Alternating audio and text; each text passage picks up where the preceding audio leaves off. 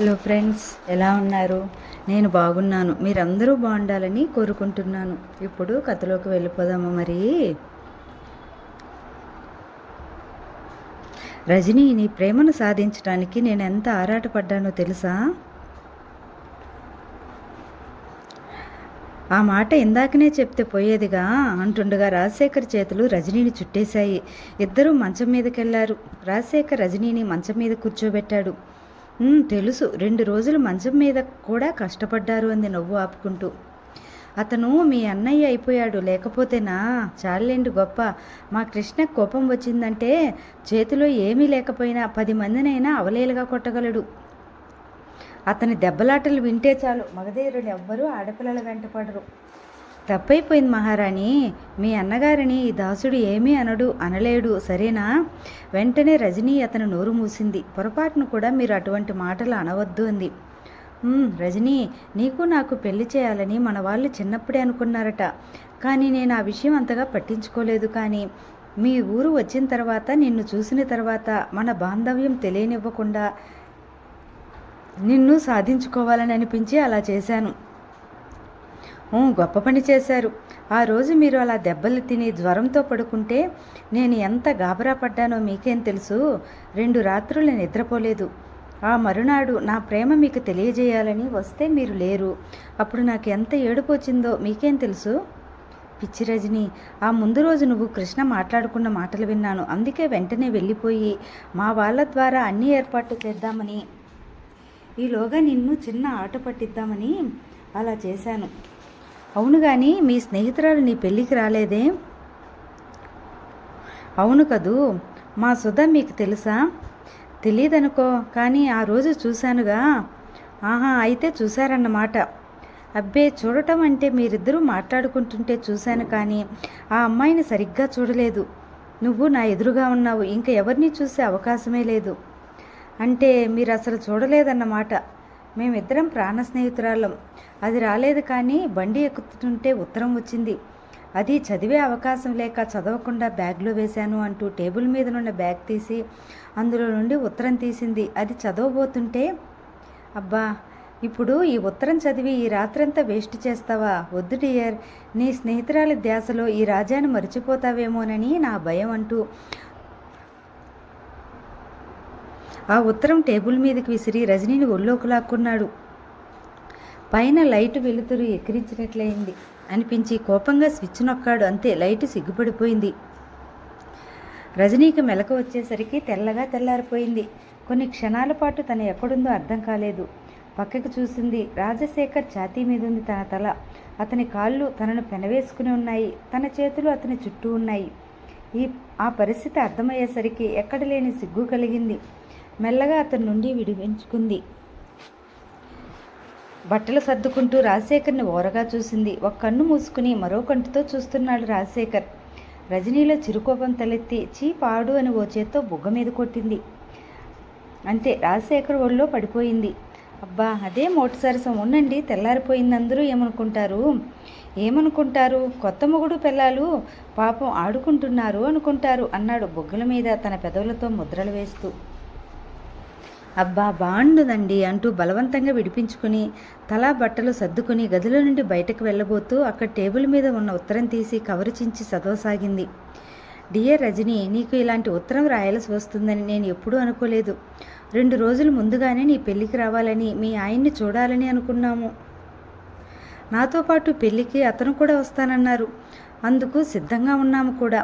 ఆయన ఫుట్బాల్ మ్యాచ్కు ఖరగ్పూర్ వెళ్ళి వచ్చేస్తానని, అప్పటికి రెడీగా ఉండమని అన్నారు. అందుకు అన్ని ఏర్పాట్లు చేసుకున్నాము. మీ ఊరికి బయలుదేరవలసిన రోజు ఈ రోజే. ఆయన కోసం స్టేషన్కి వెళ్ళాను. అక్కడ వెళ్ళేసరికి పిడుగు లాంటి వార్త సిద్ధంగా ఉంది. ట్రైన్ యాక్సిడెంట్ అంట. ట్రైను ఏదో నదిలో పడిపోయిందంట. ఇంటికి ఎలా వచ్చానో నాకే తెలీదు. నీ దగ్గరకు బయలుదేరవలసిన దాన్ని ప్రమాద స్థలానికి వెళ్తున్నాను. అందుకే నీ పెళ్ళికి రాలేకపోతున్నాను. దయచేసి ఏమీ అనుకోవద్దు. భగవంతుడు నాకు అన్యాయం చేయడని ఆశిస్తూ త్వరలో నిన్ను కలుసుకుంటానని భావిస్తున్నాను. ఇట్లు నీ సుధ. ఉత్తరం చదివిన రజని అలా కూర్చుండిపోయింది. కాసేపటికి రాజశేఖర్ లేచి, ఏ రజని అలా ఉండిపోయావు? ఒంట్లో బాగుండలేదా అంటూ దగ్గరకు వచ్చాడు. రజని లేచి ఉత్తరం చేతికొచ్చి తను బయటికి వెళ్ళిపోయింది. రాజా ఉత్తరం పూర్తిగా చదువుకొని అరెరే అనుకున్నాడు. 6 రైలు ప్రమాదం దేశమంతటినీ కల్లోలపరిచింది. కనీ విని ఎరగని ప్రమాదం అనుకున్నారంతా. మొత్తం ప్రయాణికులంతా మరణించారనుకున్నారు. వారి సంఖ్య వేలల్లో ఉంటుందని అంచనా. ప్రతి ఒక్కరూ ఆ ప్రమాదం గురించి రకరకాలుగా చెప్పుకున్నారు. రజని చాలా బాధపడింది. సుధకు ఇలా జరిగినందుకు సుధను ఓదారుస్తూ మిగిలిన వివరాలు వివరంగా తెలియజేయాలని ఉత్తరం రాసింది. ఆ రోజే బయలుదేరాడు కృష్ణ తన ఎయిర్ బ్యాగ్ తీసుకుని. అందరికీ చెప్పాడు వెళ్ళొస్తానని. అంతకుముందే అందరికీ చెప్పి ఉండటం వల్ల ఎవరూ ఏమీ మాట్లాడలేకపోతున్నారు. రాజశేఖర్ మాత్రం, కృష్ణ నా మాట వినువు ప్లీజ్. రాజా దయచేసి నన్ను ఎవరూ బలవంతం చేయొద్దు అంటుండగా రజనీ వచ్చింది. ఆమెకు పరిస్థితి అర్థమైంది. అసలే దెబ్బతిని ఉంది మనసు. ఇప్పుడు కృష్ణ అంది. చెప్పలేని ఆవేదన గూడు కట్టుకుని ఉంది ఆమె పిలుపులో. ఆమెనే చూస్తున్న కృష్ణ కదిలిపోయాడు. ఆ పిలుపుతో తన భావాల్ని బలవంతంగా అదిమిపెట్టి, రజనీ నేను వెళ్ళటం బొత్తిగా నీకు ఇష్టం లేదని తెలుసు, కానీ తప్పదు. నువ్వు ఇంకో విధంగా భావించుకో. ఇదిగో అన్నయ్యగా నా చిరుకానుక అంటూ నల్లపూసల తాళం తీసి ఆమెకి ఇవ్వబోయాడు. మౌనంగా కృష్ణ సమీపానికి వచ్చి వెనుదిరిగి నిలిచింది. నువ్వే అలంకరించు అన్నట్లు. అన్నయ్యగా నీ కలకాలం సౌభాగ్యం కలగాలని ఆశించి ఆశీర్వదించటం తప్ప ఇంకేమీ ఇచ్చుకోలేని నిర్భాగ్యుణ్ణి. ఈ అన్నయ్యను మాత్రం అప్పుడప్పుడు తలుచుకోమ్మా అంటూ మెడలో వేసి రాజశేఖర్ చేత కొక్కెం పెట్టించాడు. రజనీకి దుఃఖం పెళ్ళుబుకి వచ్చింది. కృష్ణ అంటూ అతని చేతులు పట్టుకుని ముఖం దాచుకుంది. కృష్ణ కళ్ళు జలపాతాల్లా వర్షిస్తున్నాయి. మెల్లగా చేతులు విడిపించుకుని రజనీ తలనిమిరి ఒక్కసారి అందరినీ చూశాడు. అందరూ విషాదంగా ఉండటం గమనించి, చూడు రజనీ, వచ్చే సంవత్సరం ఈ రోజులు వచ్చేసరికి మరో చంటి పాపను ప్రజెంట్ చెయ్యాలి. ఆ పాప మామయ్య ఏడని అడగాలి. అప్పుడు నేను రావాలి, తెలిసిందా అన్నాడు. అందరి ముఖాలు బలవంతంగా నవ్వు పులుముకున్నాయి. అందరికీ వీడ్కోలిస్తున్నట్లుగా చూసి వడివడిగా అక్కడి నుండి వెళ్ళిపోయాడు. కళ్ళనీళ్లతో అందరూ చూస్తుండిపోయారు. రంగారావు గారి కొడుకు పెళ్లి చేసిన తర్వాత ఒకటే ఆలోచన. తన కొడుక్కి తొందరలో పిల్లలు పుట్టాలని, తను వాళ్లతో తాత అనిపించుకోవాలని. ఆయనకు లేక పుట్టాడు, ఒక్కడే కొడుకు. తర్వాత ఇక పిల్లలు పుట్టనేలేదు. తన వంశాన్ని ఉద్ధరించేది ఒక రాజశేఖరమే. తను కూడా తన తల్లిదండ్రులకు ఒక్కడిగానే మిగిలాడు. కానీ రాజశేఖరానికి అలా కాకుండా ఎక్కువ మంది పిల్లలు పుట్టాలని ఆయన కోరిక. రాజశేఖర్కి పెళ్ళైన దగ్గర నుండి ఆయన ఆలోచనలన్నీ పిల్లల మీదే. అందరూ భోజనాలు చేయటానికి కూర్చున్నారు. అబ్బా రజనీ, అమ్మ రజనీ, మాకు చంటి పిల్లలంటే చాలా ముద్దమ్మా అన్నారు ఆయన భోజనం చేయటానికి ఉపక్రమిస్తూ. రజనీ మౌనంగా ఆలకించి ఊరికుంది. మా రాజశేఖర్ తర్వాత ఈ ఇంట్లో చంటి పిల్లలు అలికిడే లేదు మళ్ళా అన్నారు భార్యని చూస్తూ. ఆమె ఏమీ మాట్లాడలేదు. మళ్ళా కాసేపైన తర్వాత మాకు చాలా రోజుల వరకు పిల్లలు పుట్టలేదు. అసలు పిల్లలు పుట్టరేమోనని అనుమానం కూడా వచ్చింది. కానీ ఏదో భగవంతుడి దయ వలన మా రాజా పుట్టాడు అంది దేవకీదేవి. అంటే భగవంతుడి దయే కానీ మా దయ ఏమీ లేదంటావు. భార్య వైపు తిరిగి గుసగుసగా అడిగారు ఆయన.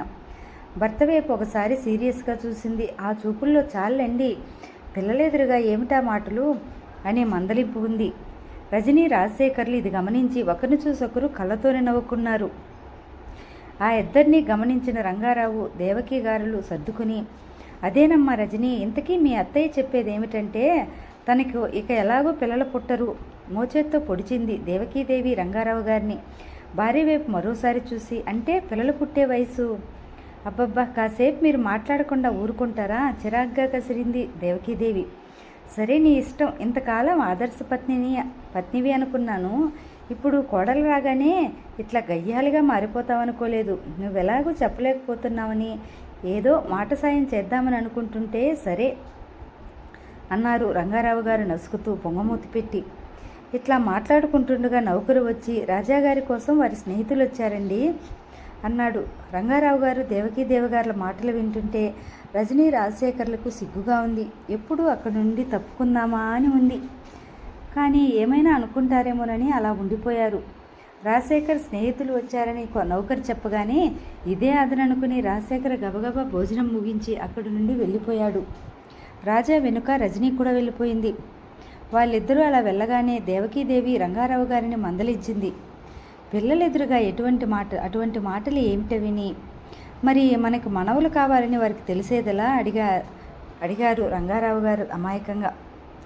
భర్తకి ఏం చెప్పాలో అర్థం కాక చిరాగ్గా తాను అక్కడి నుండి వెళ్ళిపోయింది.